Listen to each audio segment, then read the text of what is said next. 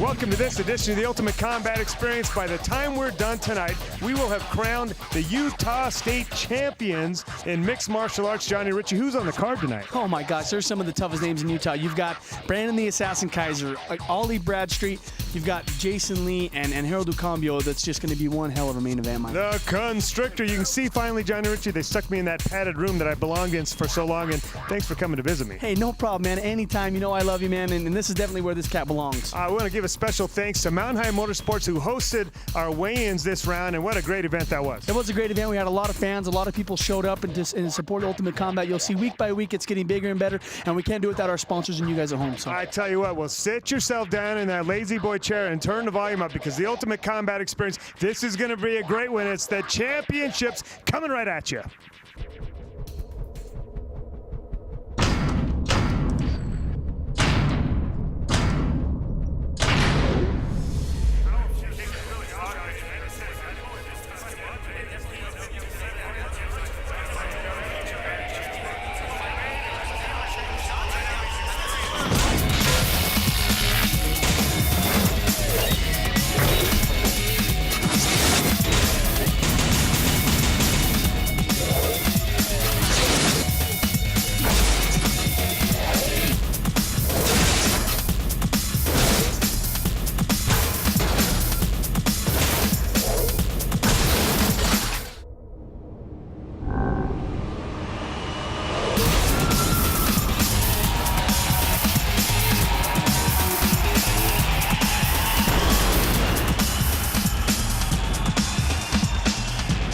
Winner our championship matches, featherweight.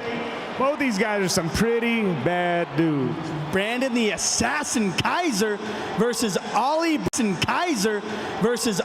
Bradstreet, a two-time state champ from Taylorsville High. He's a two-time state champ. He's got some college wrestling behind him. This is going to be a slugfest and a grapple fest. Featherweight Knowles Bar, check it out. All right, we're going to start our questions off with Oliver. Oliver, give us a little bit of information about yourself, about the road that got you here, and then tell us why you think you're going to beat Brandon Kaiser tomorrow in the finals at the East Center. The road that got me here is I've wrestled pretty much my whole life. I knew Travis Paxton back in high school, and he pretty much got me into this, and then pretty much never shows up to train. So, yeah. So is by him showing up, is that going to help you beat Brandon tomorrow in the finals? I don't know what's going to help me beat Brandon. He's pretty much knows a little bit more about everything than me, and he's probably in better shape, but that being the underdog is a good motivator for me, so I'm going to give it my best. Well, perfect. Two-time state champ. Being the underdog is the motivation there. Brandon Kaiser, the assassin, a guy that's been versed. You fought in plenty of shows. You've taken some championships, and you've also had the feeling of defeat. But tomorrow in the East Center, you're going to be fighting Oliver. How do you feel about the fight, and what gives you the edge? Why is Mr. Brandon Kaiser going to win tomorrow's fight? I'm excited for the fight tomorrow. It's obviously an honor to fight in the East Center. That's a great venue for the fights. My last fight there didn't go so well, so I'm excited to have another shot there. As far as game plan or why I think I'm going to win tomorrow, I guess I have to agree with my opponent. I'm just a little bit more experienced. I have more tools. I've got leg locks from the best leg lock instructor in the world, Eric Paulson. I've got Jiu Jitsu from Pedro Sauer and Wilbur Nales, and Thai boxing. I just have more tools. I think at this stage in both our games, I've got more tools in my box to rely on to win the fight. All right, well, from the underdog to the expert, tomorrow night is going to be a great fight. I want you guys to shake hands, and best of luck to both you guys tomorrow. Well, Johnny, Richie, as we get underway with the state championship matches, the Ultimate Combat Experience, you mentioned that Brandon Kaiser is fighting a kid that's considered an underdog, and I would never call somebody that's got a two-time state wrestling champion and some college wrestling experience as an underdog in just about any sport. Absolutely not. You got to understand, Ollie Bradstreet was a two-time state champ for Taylorsville, and that was a dang good club up there. You got to know he is a tough kid. But the Brandon the Assassin Kaiser, to me, Mike, just seems like he's been in the ring a lot more. He's got the experience, but I tell you what, it's going to be one tough fight for him tonight. Well, he's 5'10", 150 pounds, and he used to be 151 pounds, but he lost that front tooth when he fought Adam Faulkner there. And, you know, I heard they made him move into a trailer park after that, John. Hey, they might have, but I tell you what, his wife said you can't get another tooth put back in your mouth until you fight at the finals and win. So if he's walking around toothless right now, that's because he got beat. Well, you know who the boss in that family is. We've seen Melissa Kaiser, and she is one tough girl herself. Absolutely. But, let's talk a little more about the menace here, Oliver Bradstreet. Many of our Ultimate Combat viewers may not know who this kid is because his fights hit the cutting room floor this round, but it wasn't because they were bad fights, it's because he went through the competition so easily. Yeah, he just dominated, guys. Mike stepped in the ring. He's got excellent takedowns. He's an excellent striker. And as you'll see, he is a physical kid. He's a busy fighter. He's 5'7", 145 pounds, and the kid just never stops. He's constant motion, constantly moving, constantly coming at you. And that'll cause some fits for a guy like Brandon Kaiser because Brandon Kaiser thrives on getting that rhythm and being able to get into a groove, and a guy like this can really disrupt that. Once Brandon does get into that groove, Mike, he does dominate the competition. We've seen he fights a lot, or not as much as he should, but he's getting in here in the finals, fighting a pretty tough kid. And I'm just not sure what he's going to have to do, what Ollie's strategy is going to have to be to beat Brandon Kaiser. Brandon Kaiser is the coach of that fighting core team up there out of Mushin Selty-Fansen. I think they need no introduction anymore because those guys are all so tough. And if you got the leader of the pack, you know he's going to be pretty tough. And boy, oh boy, that wasn't one of the best kicks we've ever seen. I think Ajar and Chai wouldn't be very proud of that one. I don't think so. He got it up there, Mike, but he just didn't connect, fell on his butt, and he pulls all into his guard. There. He did. That's the thing about Brandon Kaiser. He makes a mistake, and he's still okay. He pulls him right into his guard there. And, Oliver Bradstreet doing a good job of dropping some shoulders there onto the face of Brandon Kaiser, but didn't really phase Kaiser. Kaiser's looking to use the cage a la Hoist Gracie with his toes and kind of hang on there. Climb up the rope, to climb up the ring, and get into a good position. But I tell you what, you can tell that Ollie Bradstreet has been training with Paxton and Razor and those guys. He's just relentless, Mike. He wants to get in here and bang using any part of his body he can, whether it's fists, elbows, whatever. It looked like momentarily that Oliver Bradstreet had passed the guard of Brandon Kaiser, but Brandon was able to quickly pull him back in. But, he did mention that Travis Paxton's been a no-show at many of the training classes there. I think, honestly, this kid picks so much of this stuff up on his own. I watch him train, and he's a quick learner, a quick study, but he didn't learn to stay out of this triangle choke situation that it looked like Brandon Kaiser was trying to climb up and put him in. He was able to thwart it there at the last minute. However. He was, and you can tell that Brandon might be getting a little bit frustrated, but he still is calm, Mike. He's composed. He's always looking for stuff. He's going to switch it up. If he doesn't strike you, he's going to try to put you into a situation like an armbar or a triangle choke. He's never just going to sit on the bottom and relax. No, I don't think he's frustrated at all. In fact, the patience is what's so impressive about this kid. He's transitioning from one thing to the next, and actually I think what he's looking to do is let Oliver Bradstreet kind of blow his wad, if you will, just a little bit here. Let him burn up a lot of energy, and then these submissions are going to be much more easy for him to try to attempt. Mike, he's a two-time state champ. I don't know if that kid's I think he's got an endless supply of energy. You got to understand, that's a tough feat to accomplish, and the people at home may not understand that. Two-time state champ, that's a big deal. No, it is a big deal, especially in this state. There's a lot of talent in the wrestling here in this state, and it's getting better and better. But Oliver Bradstreet makes a bit of a rookie mistake there. He had Brandon Kaiser crowded up against the cage there and could have used the cage to his advantage, but doesn't really know how to do that, and maybe is not even thinking in those terms at this point. He's got a lot of room to grow in this sport, but again, as you mentioned, he's got a great foundation to start from. Great foundation, Mike. And right there, he stands up and he gets. It looks like choke again. No. And looks like Brandon Kaiser may get this when he's pushing the arm over, and this looks like it's starting to tighten up, and I'm not really sure, once again, Oliver Bradstreet really even realizes that he's in trouble just yet, but right about now he's starting to figure that out. Now I think he realizes he's ducking his head. He's not going to. What Kaiser's got to do is get that right arm across his neck, pull his head down, really cut the circulation off. This thing's on right now, and right now it's a matter of time, but my goodness, look at Oliver Bradstreet. Nice job. What a great job of getting out of that. But once again, he's aware of the fact that he's got to get his head out of there. Otherwise, he's going to suffer more of what he was just going through. With 6 seconds left, he may survive this round, but that was darn close to a submission. Right there, you see the explosiveness, the power in Ollie Bradstreet lifting him up, slamming Kaiser. Kaiser gets in a full mount position with just 1 second left, Mike. Yeah, obviously any judge is going to give that first round to Brandon Kaiser, the assassin, because he was so dominant in 2 near submission attempts. We got more in round 2 when we come back.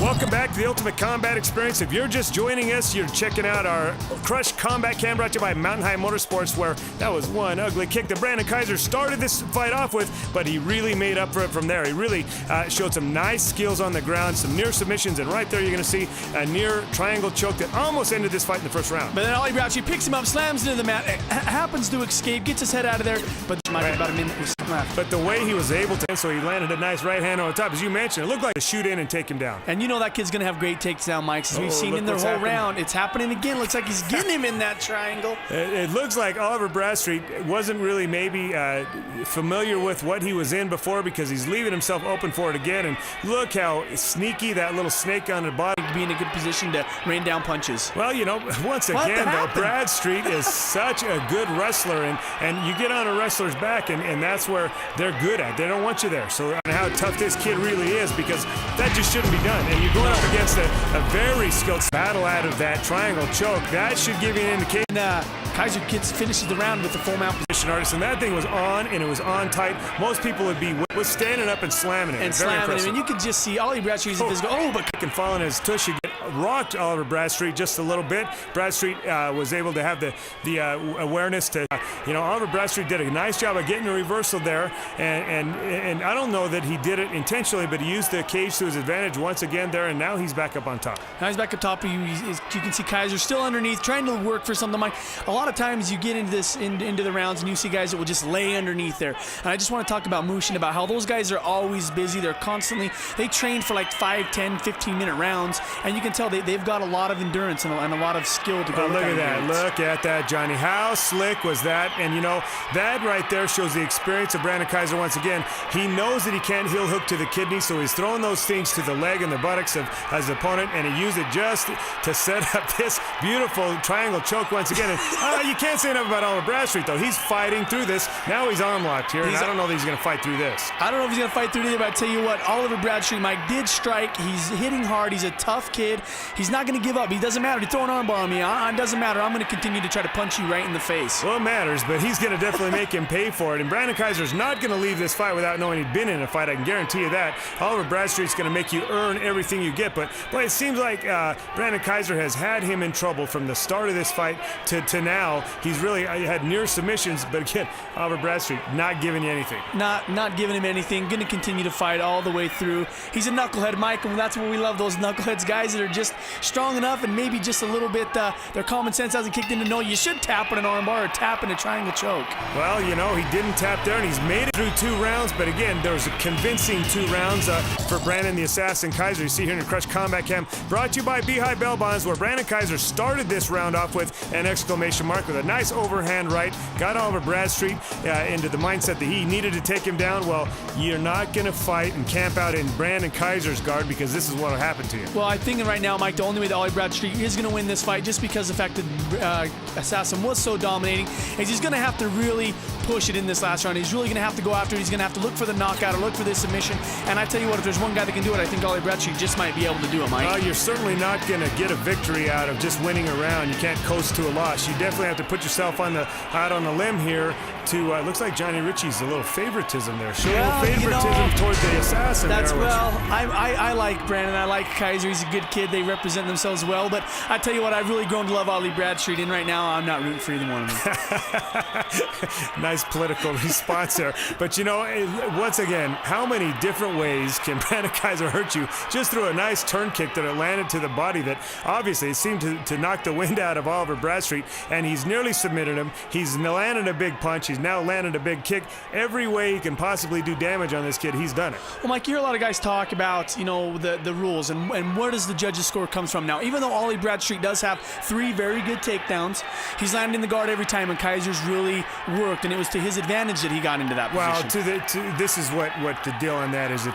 you can get a takedown and camp out in somebody's guard, but if the guy on bottom just lays there, then of course you win the round. But Brandon Kaiser has not done that. If anything, he has never stopped on the ground. In our intro here, we talked about how busy Oliver Bradstreet is, and Brandon Kaiser has actually been the busier fighter. He's on the ground. He's continuous motion, continuously trying to improve his position, and has come very close on several occasions. And once again has a triangle choke on that I'm not so sure you can get out of this a 3rd time. He does a really good job, Mike, of separating the arm from the body, getting it away from the head, sneaking his leg up around the crook of your neck, and getting into a position where you just might tap out. Yeah, he's going to tap on this one, Johnny. This one's on. There's the tap right there. This fight is over. And as I said, he got out of 2 of those that he lived to fight another round, but I'm telling you what, he's still seeing stars right there. And I've been there, Johnny. I've been there. Right now you're going, what just happened?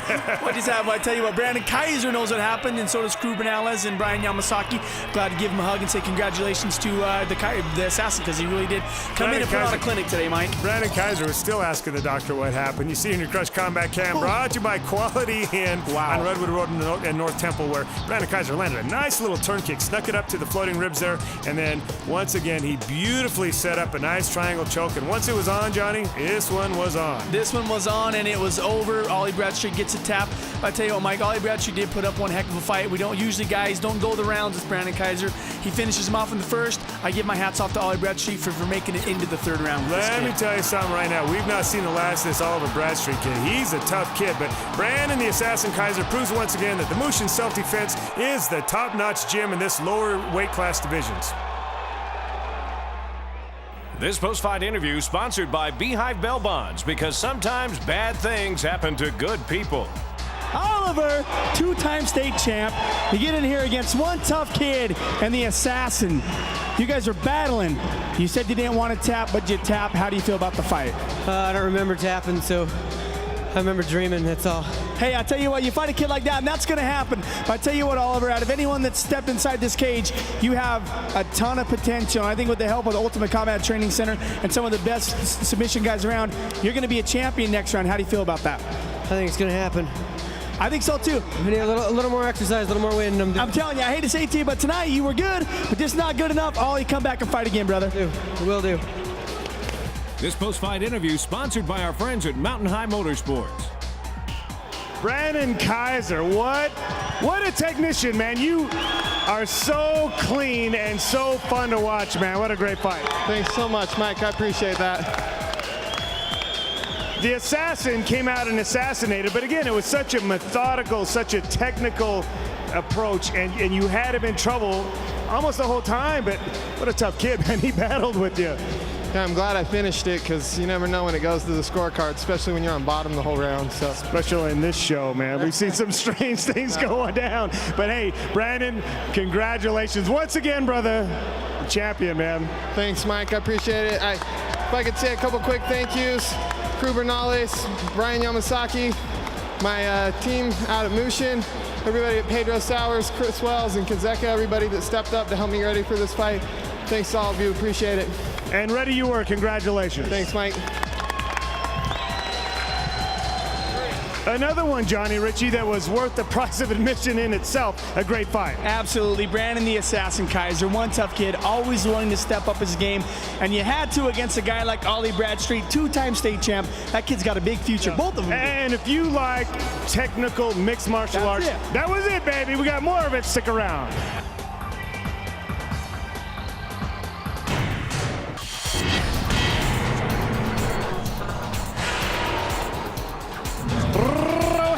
Batta. He's a boxer and he's a bad little man. Who's he fighting? He's fighting Scott Speakman. This kid is tough, Mike. He's made his way through the competition to get in here and fight, and Rogelio is one tough kid to be fighting. Well, Rogelio's been giving that blap blap all the way through there. Live way, no holds barred. Check it out.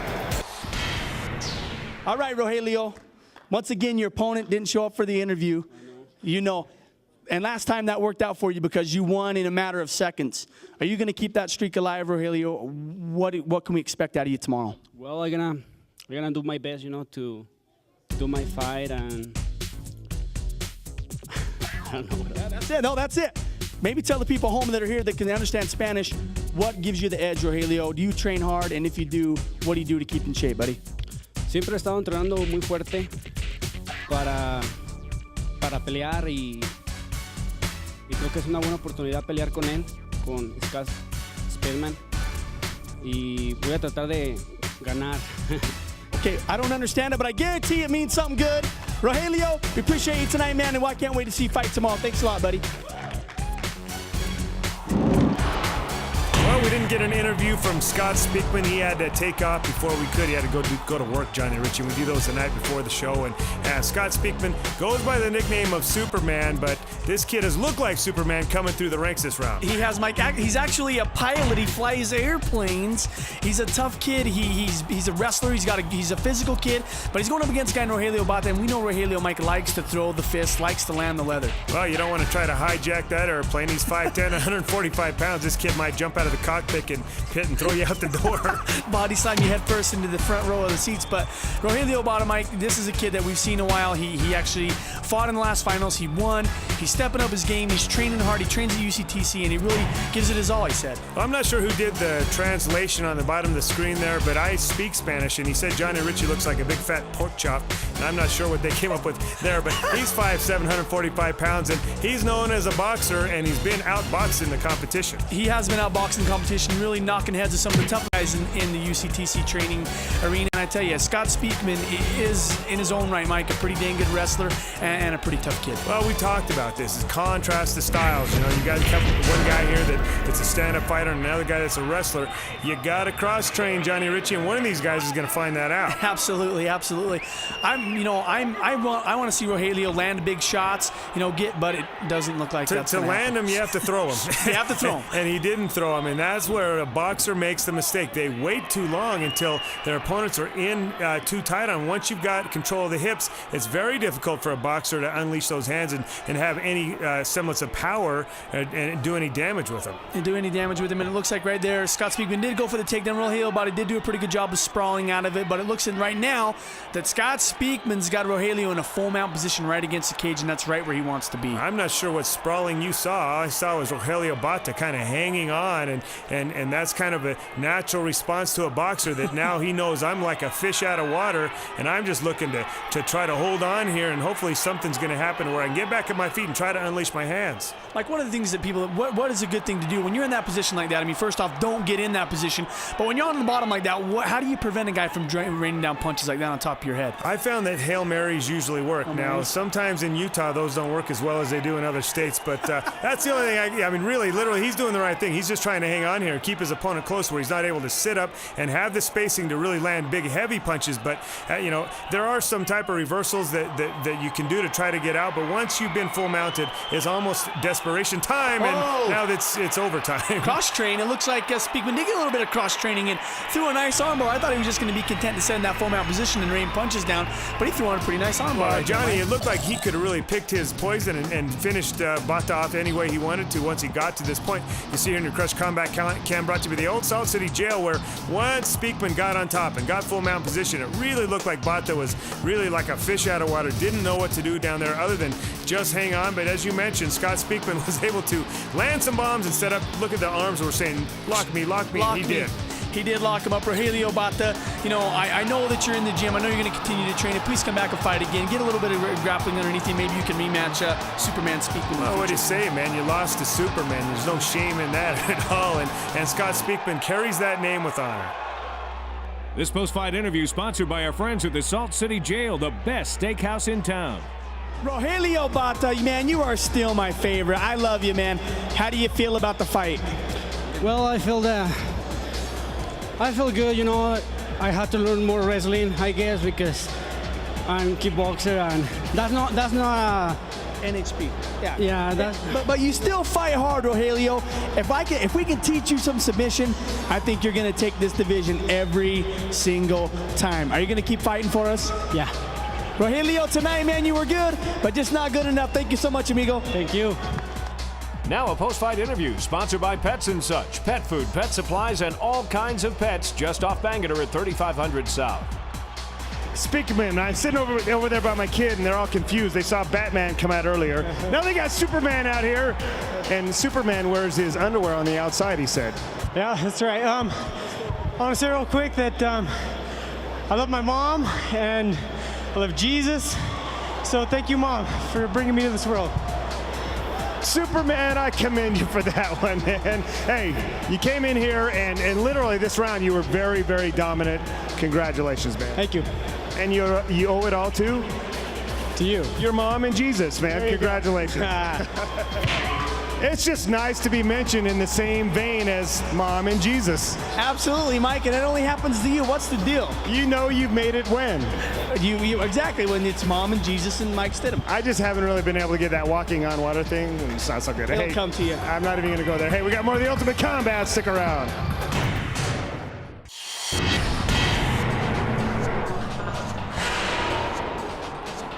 Hey, does anybody in this building know who Travis the Animal Paxton is?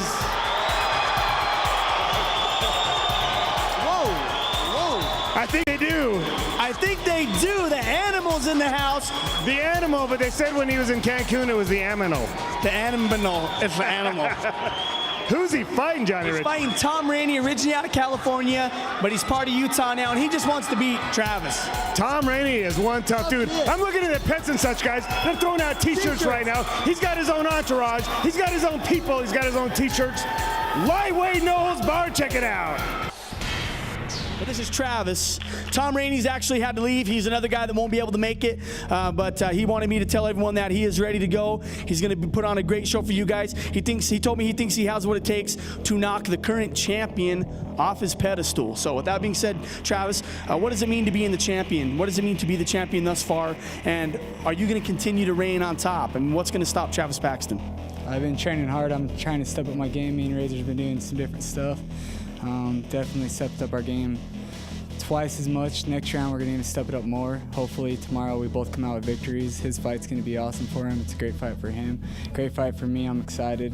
I've watched the clip of this kid. He's he has the heart to be a champion, but hopefully I beat the heart out of him to keep the championship. He's got a lot of heart. He's an aggressive fighter like me, so I think it will go the distance. Hopefully it does. All right, we're right there, Travis. We appreciate the fact that you're stepping up here, being classy. Right on. Travis, best of luck to you tomorrow, Animal. I hope things work out for you. Johnny Richie, I want to point out how cool it was, the Mountain High Motorsports people, how they really hooked us up over there at the weigh-ins. It was a really cool weigh-ins, and we had a good group over there. They did that, a good group over there. A good amount of fans showed up, which is always nice. And a lot of those fans are here to see this guy fight, which is Travis the Animal Paxton. Anywhere this kid goes, there's a crowd following him around. Travis Paxton goes 5'8", 158 pounds, lists himself as a street fighter, but I think he's really come a long way from that moniker. He's no longer necessarily a street fighter. He was always a good wrestler, but he's got some good ground. He's coming in there with that leash on or something from Pets and Such. It's like a Rottweiler restraint guard or something, but he comes in wearing that. And here's one of my favorite guys, Mike, Tom Party Boy Rainey. It looks like Party Boy was partying a little too much in that shirt there, man. Maybe. Who knows what that is? We don't want to know. I don't want to know what that is. He's 5'10", 158 pounds. When you come from Southern California, you just never know what kind of growths you might find at a party.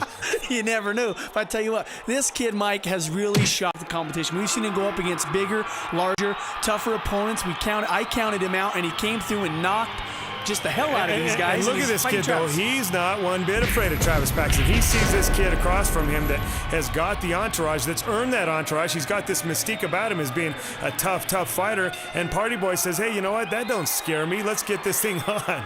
Let's get it on right there. And I tell you, baby, wow. Him and Razor been working on a few new things. I guess that kick was part of it. Where did Paxton learn how to kick? That was the one criticism that he had. And after he kicked, now he's just bombing, teeing off on this kid. And I think Party Boy's looking for the way out. He's looking for the next party. You know, what the hell? Too bad it's not going to be a victory party, but that's all right, Tom Rainey. Man, oh man, you ran into a buzzsaw, an animal, Mike. Well, you know, when you get hit like that, sometimes you think you're at a party, man. I'll bet right now he's feeling a little punch drunk, and you see the Pets and Such boys are over there. They're happy about their guy coming out here, throwing that big kick you see here in your Crush Combat Cam, brought to you by Appropriately So, Pets and Such, where the animal, my goodness, nice big right hand, really rocked Tom Rainey, and then after that, he continued his assault, and Party Boy, wake up. Wake up, where's the smelling salt? But you know what? Travis Paxton is one tough kid. I'm just hats off for Rainey for even getting in here and fighting this animal. The cops are here, Party Boy. It's time to go. Travis the Animal Paxton once again proves that he is the dominant force in this lightweight division, and just once again, he hasn't really been tested, and people might criticize his opponents, but nobody out there is tough enough to really put this kid to test. This post-fight interview sponsored by American Bush, Utah's only 18 and over gentlemen's club, located at 2630 South 300 West. Tom Rainey, you fight one hell of a guy, and Travis Paxton comes out and lays down the leather.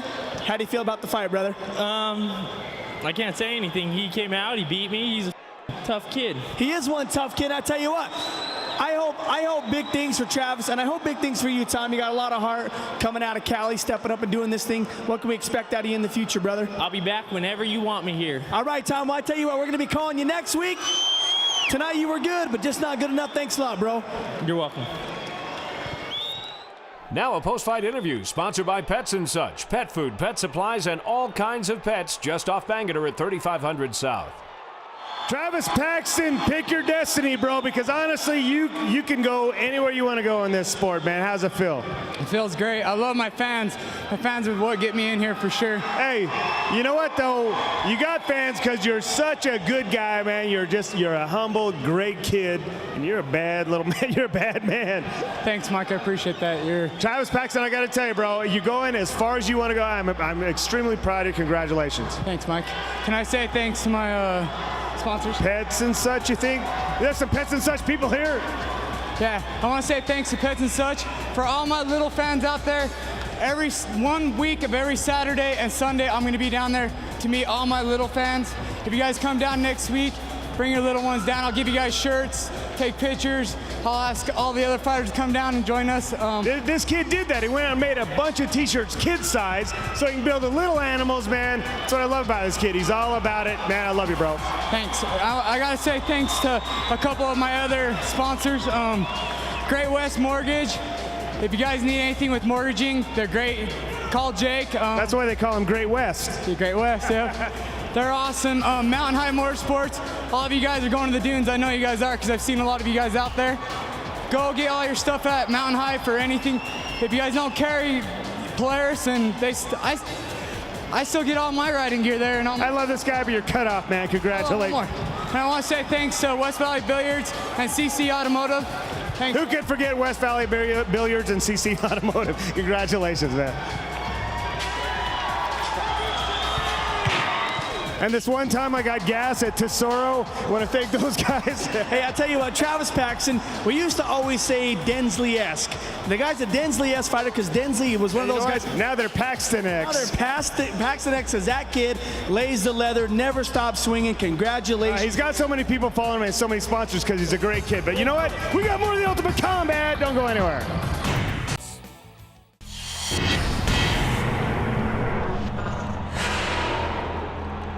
The constrictor has been constricting people for a little while, but he's got a pretty tough-looking opponent tonight. What do you know about him, Johnny? Hey, this Jason Lee kid is a great guy, a friend of mine. We work security together. This kid is tough. He's got an all-around game, and I think Harold's got his hands full tonight. He's got his hands full. Middleweight, nose bar, check it out. Starting off the question with you, Harold. You've had a career that was like a roller coaster. It's been up, it's been down, but you've stuck with it. You've been part of the show for quite some time. What does it take for Harold Lucambio to win this thing, to get in the East Center and win a championship? What is it going to take for you to do that? Well, I just been training really hard, and like you said, you know, I've been improving every fight.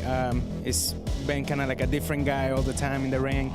My submission has gotten better, my striking has gotten better, and I've been working on this guillotine choke, so that's kind of like my favorite move right there. So, Lee, be careful, man. Guillotine choke's coming. All right, guillotine choke's coming, Jason Lee. Tell us, what about, this is the first time for you in the East Center, so tell us, what does it mean for you to be here? You've taken the road, you've beaten the guys that you had to beat to get to this far.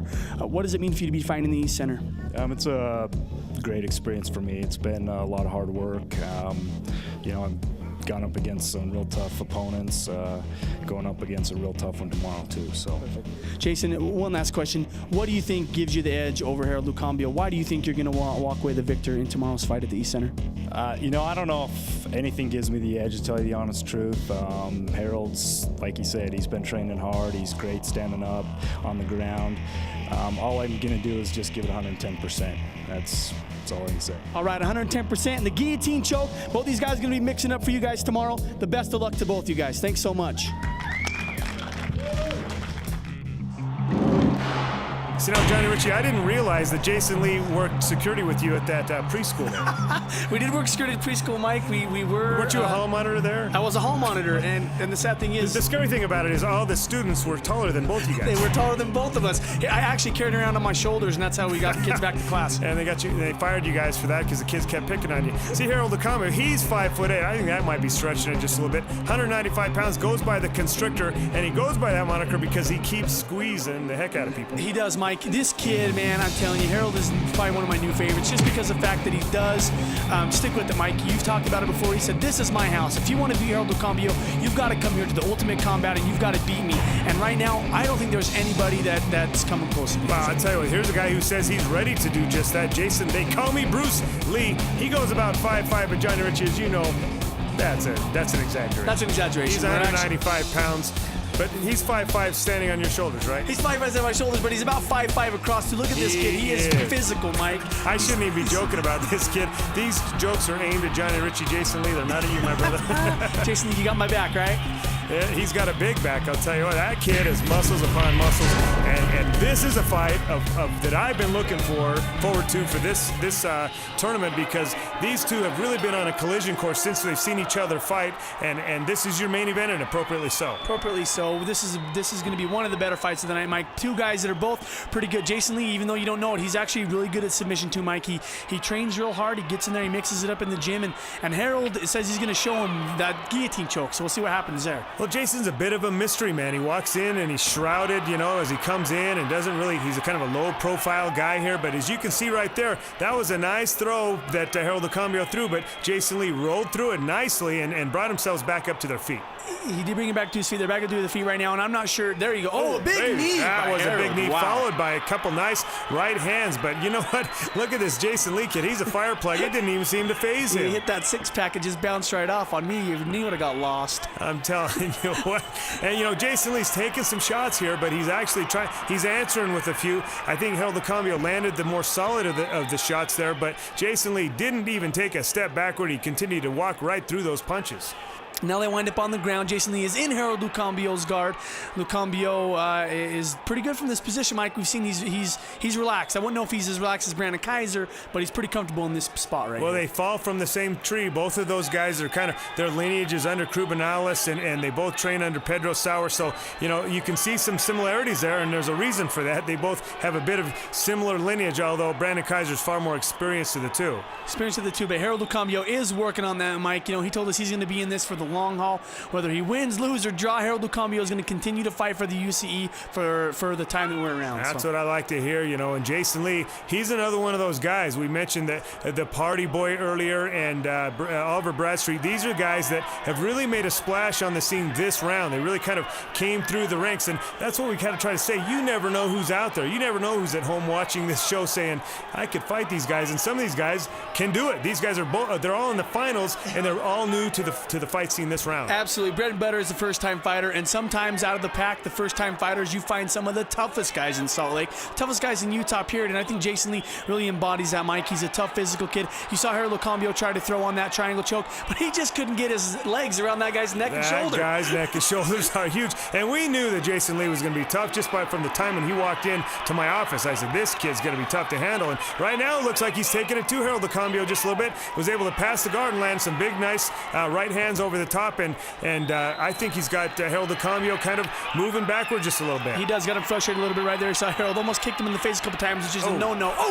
But a big right hook from Jason Lee, and Harold ducks his head and charges forward. And I'll tell you what, every time this Jason Lee gets hit, he kind of smiles, and that's got to be just somewhat intimidating. He doesn't know how to back up. He just comes straight forward. This kid is one tough kid. It's hard to knock out a kid with a neck the size of his waist, Mikey. That chin cushion there is taking all the blunt of it, and it brended the blows, and he doesn't mind. He doesn't care. Hit me in the face all you want. Well, Johnny, Richie, how are you going to call this one? Wow. That first round was kind of a back and forth round, and what is your judge's scorecard? Honestly, I think Jason Lee was the aggressor, Mike. I think he really came out and he took it to Harold, even though Harold got him in his guard, looked for a triangle choke. I think Jason Lee did a great job of fighting out of it. I'm going to give that first round to Jason Lee. I see in a Crush Combat Cam brought to you by American Bush. Some of that topsy-turvy action that was going back and forth, and I'm going to have to kind of counter that with that Harold Lucambio was the cleaner fighter, had the more clean technique. And so, you know, again, if you ever wonder what happens when judges' scorecards don't agree with each other, you got two guys right here that both know a little bit about this game, and they're two completely different opinions. Absolutely. You know, I just can't wait to see the second round, Mike. I bet we can both agree on that. I can't wait to see what the second round is. And we always hope that they resolve it in the ring. It doesn't have to go to the judges' scorecards, because that is the true way to say, you know, you can't complain about a judge's scorecard if you just beat them in the ring. That's right. That's right. Don't leave it up to the judges. Finish it inside the cage. And I think that's what we're going to see here tonight. Because man, no sooner did you say it than we saw it. And what a big punch that Jason Lee just took. And I'm not sure that he's even awake right now. Wow. I eat my words. I thought that kid was I thought that you could knock that kid out, but Harold Lucambio lands a big shot right to the chin and sends Jason to the canvas, then gets in a pretty good position and just finishes him off. Fatigue had a little bit to do with that because Jason Lee walked right into that punch, and that punch was a solid connection. Look at Harold Lucambio. He's saying thank you to the fans out there because once again he's proved this is his house. This is his house right here, kissing to the fans. There's Crew Bernales giving him a hug, a congratulatory hug right there. And there's his dad. His dad's a staple of the show. He's here every single week. You love this guy. You see here in your Crush Combat Cam, brought to you by Crush Video, the production crew of the Ultimate Combat Experience, where, boy, what a nice takedown there in the first round. Nice big knee, and Harold Lucambio landed some devastating shots, but none more devastating than the one you're going to see here in just a minute that said, "Good night, Loretta." It really nails him. Really gets him a good one. Look at that thing. I think Jason Lee's going to be thinking about that punch tomorrow.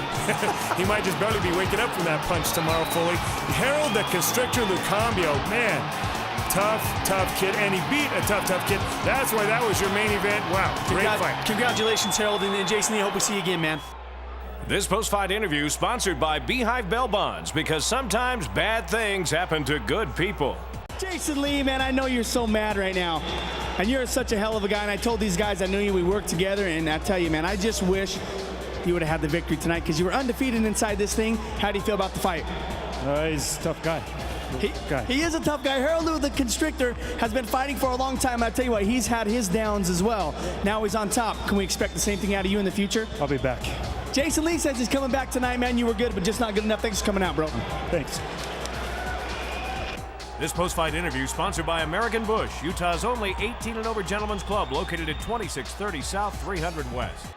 Harold Lucambio, I got one question for you. Yeah. Whose house is this? This is my house. I said it again. This is my home right here. I gotta tell you, it made me very, very proud when I heard you say, "This is my house, man. I own this cage." And you know what, Harold? Tonight you showed it.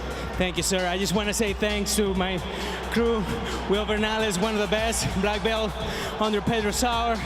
This fight is also for all of you, my teammates from Pedro. If they're here, clap up, please. Please, for... Hey, let me tell you something. I think I've heard that more than once tonight, which tells me something. Oh yeah. You're doing something right, brother. You're doing something right. You're bringing out some guys that man, you guys are warriors. Plain and simple. Bottom line. Thank you. I just want to say also, I love my dad. I love my wife. I know she's somewhere around here. I got to tell you something. I love your dad, too. I don't know your wife, so I ain't going to say nothing about that. He's a great guy over here. Thank you. All right, Harold. Congratulations, man.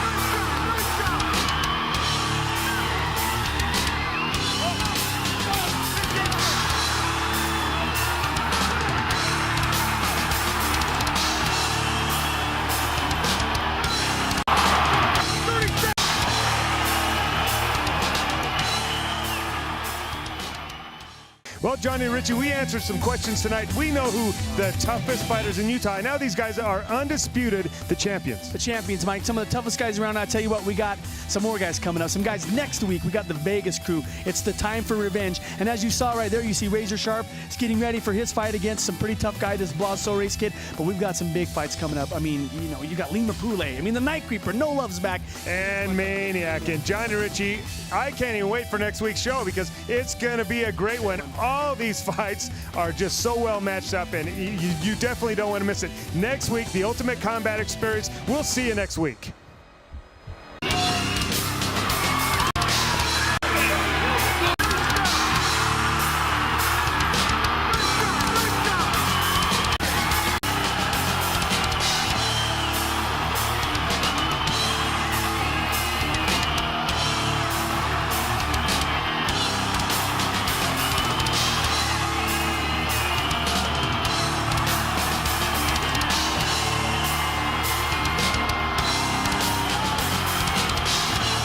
Razor, and now he goes completely across the ring and out of the ropes. And launches Razor through the ropes like a WWE move there. I mean, you saw the power there.